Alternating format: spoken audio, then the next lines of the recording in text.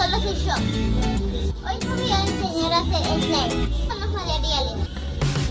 Agua con una rueda de cola. Creo que vamos a agarrar el jarrón con el agua circular y vamos a agarrar el cola y la cuchara y le vamos a poner un poco de bola a la cuchara.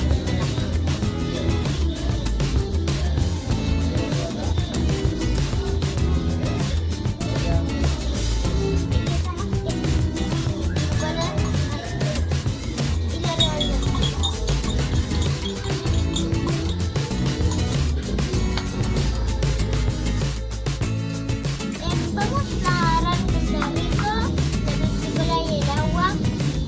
Vamos a echarle la pepsicola. Vamos a ver.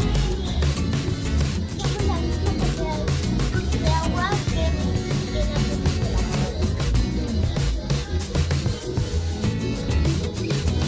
Le ponerle agua porque si no le echo y se va a quedar. Ahora lo revolvemos.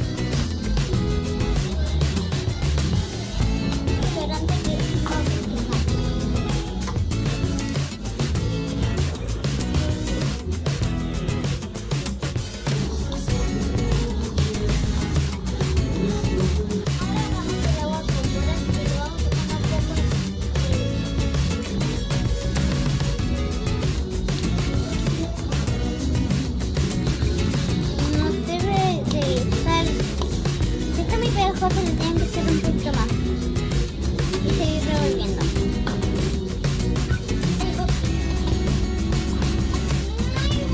Una vez me puedes hacer igual.